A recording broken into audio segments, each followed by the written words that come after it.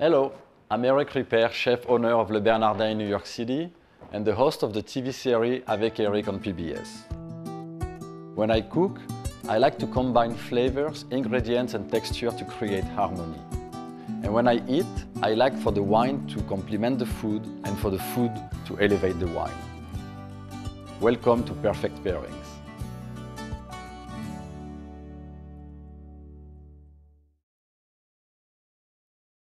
We are going to talk about chocolate. So Aldo, help me a little bit because I love chocolate, but it's very hard for me to define the flavors of what chocolate is really. It can be bitter, it can be earthy, it's fairly rich in flavor.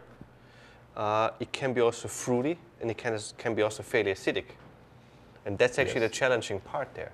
So all those flavors that you are describing kind of remind me my visit that I did to flowers. When I went to the vineyards and then to the blending, we were talking about flavors for the wine which were very similar to what you are describing here. And the blending was very interesting to try to balance all those flavors together to create a product of excellence. So here we have a chocolate that I believe is 69% of cocoa, which means that it's not too bitter.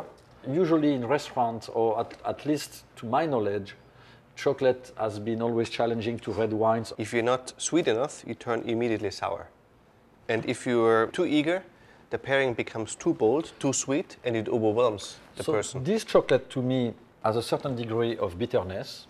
What kind of wine do you propose? So I picked a wine from Priorat from Spain, where you have really power, we have some richness.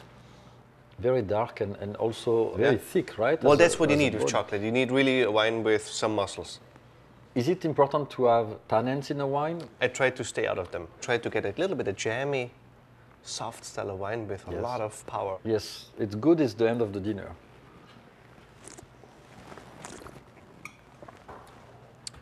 But the wine goes really well with the chocolate. It's almost like the chocolate is becoming liquidy. Yep. Oh, this is really a perfect pairing. I picked here Zinfandel from Segesio. I think this is a little bit brighter, has a little bit more this fruit character on. Let's go to the truffles. Please, help yourself. Those truffles are rolled in cocoa powder, and they must have a certain sweetness, I'm sure. And it's creamier.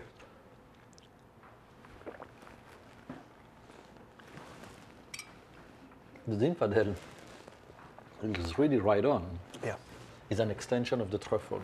And takes the richness again a little bit out. Yes, because of the acidity of the wine. Actually, when I grew up, and even in culinary school, they were teaching us that when you have a chocolate dessert or chocolate, you should be drinking water and not wine. Well, I think that's, for sommelier, was majorly important. That, aside we taste a lot, we know we have to, Find a way of drinking wine, of course. Find a way of drinking wine, but balance that too, with water out. So now we have a chocolate mousse, even more creamier and sweeter than the truffles. And the first wine, I think, it's a bit too much tannin for it. But it has the components to go with. And now we have the second one, the Zinfandel. Yeah. That's a little bit too acidic now. Turns the whole combination too sour. I kind of like it. It reminds me a little bit of the combination of having a strawberry or raspberries with chocolate. Oh, that's... So those two wines can stand to dark chocolate, truffle, or even chocolate mousse. Yeah. Aldo, santé. Santé. Cheers. Cheers.